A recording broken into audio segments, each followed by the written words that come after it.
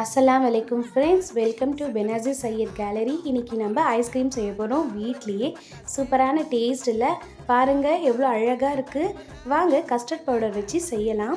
அதுக்கு custard powder 3 spoon எடுத்து காய்ச்சின பாலில் கலந்து கட்டி இல்லாமல் வச்சுக்கோங்க.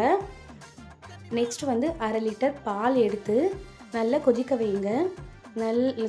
திக் கன்சிஸ்டன்சி வர வரைக்கும் கொதிக்க வைங்க. இந்த மாதிரி கொதிச்சுட்டு இருக்கும்போது ஒரு 4லேருந்து 5 ஸ்பூன் சுகர் ஆட் பண்ணி அதையும் நல்லா கலந்து விடுங்க. நெக்ஸ்ட்டு நம்ம கஸ்டர்ட் பவுடர் கலந்துருக்க பாலை ஆட் பண்ணி நல்லா மிக்ஸ் பண்ணிகிட்டே சுண்டை காய்ச்சிட்டு இருக்கும்போது திக் கன்சிஸ்டன்சி வரும். லோ ஃப்ளேம்லேயே விற்கிறது ரொம்ப நல்லது. அவ்வளோதாங்க, இந்த பால் ரெடி ஆகிடுச்சு. கேஸ் ஆஃப் பண்ணிவிடுங்க, ஆற விட்டுருங்க. கொஞ்சம் நேரம் ஆறுனதுக்கப்புறம் மிக்ஸி ஜார் எடுத்து ஆறின பால் ஊற்றி ஒரு நல்லா மிக்ஸ் பண்ணிக்கோங்க. நல்லா ஒரு 4-5 கிரைண்ட் பண்ணிக்கோங்க.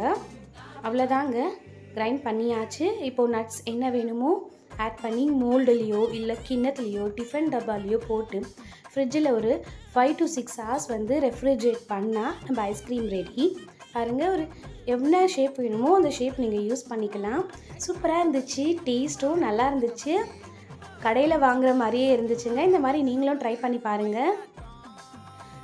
நம்ம சேனலை சப்ஸ்கிரைப் பண்ணாதவங்க சப்ஸ்கிரைப் பண்ணுங்கள். பாருங்கள், மோல்டுலேருந்து எடுத்தோம், நல்லா இருந்துச்சு ஐஸ்கிரீம்.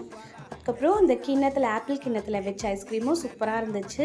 இந்த மாதிரி நீங்களும் ட்ரை பண்ணுங்கள். ஈஸியான மெத்தட், பசங்க விருப்பமாக சாப்பிடுவாங்க.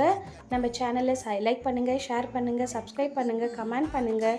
பாய். அஸ்ஸலாமு அலைக்கும்.